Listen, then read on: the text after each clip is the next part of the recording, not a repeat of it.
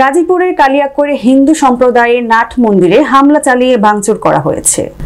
শুক্রবার ৩০ আগস্ট সকাল ৯:৩০টায় উপজেলার শফিকুর বাজারস্থ রঙ্গারটেক এলাকায় এই ঘটনা ঘটে। জানা যায়, জমিজমা সংক্রান্ত বিরোধের জের ধরে শুক্রবার সকালে লেবু মিয়ার নেতৃত্বে ৫০-৬০ জনের সন্ত্রাসী মন্দিরের সীমানা প্রাচীর ভেঙে ভিতরে প্রবেশ করে। এই সময় তারা নাট মন্দিরের খুঁটি সহ বিভিন্ন স্থাপনা ভাঙচুর করে গুঁড়িয়ে দেয় বলে স্থানীয়রা জানান।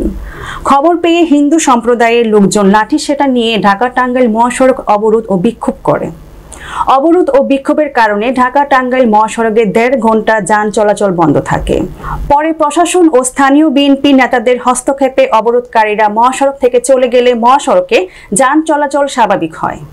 এই সময় বক্তব্য রাখেন পৌর বিএনপির সিনিয়র যুগ্ম সম্পাদক মোহাম্মদ সাইজউদ্দিন। কালিয়াকৈর থানার ভারপ্রাপ্ত কর্মকর্তা AF নাসিম বিষয়টি নিশ্চিত করেন।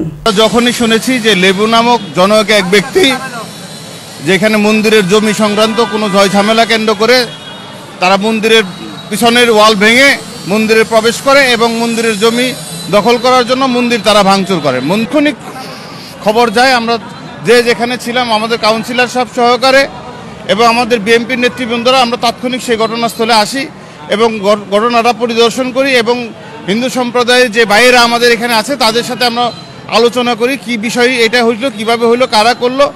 আমরা তাদেরকে আশ্বস্ত করেছি এবং আলোচনা চলছে যে আমরা অল্প সময়ের মধ্যেই যে দুষ্কৃতিকারী এই ঘটনা ঘটিয়েছে, ন্যাক্কারজনক ঘটনা, আমরা তাদের দৃষ্টান্তমূলক শাস্তি ব্যবস্থা করব এবং আইন অনুযায়ী যত ব্যবস্থা আছে আমরা তাদের সহযোগিতা করব এবং তাদের নিরাপত্তার জন্য তাদের যাতে আর পরবর্তীতে কোনো কিছু না হয় আমাদের দলীয় নেতাকর্মী সহকারে আমরা সেখানে অবস্থান নিয়ে থাকব যাতে তাদের কোনো ধরনের ক্ষয়ক্ষতি না হয়।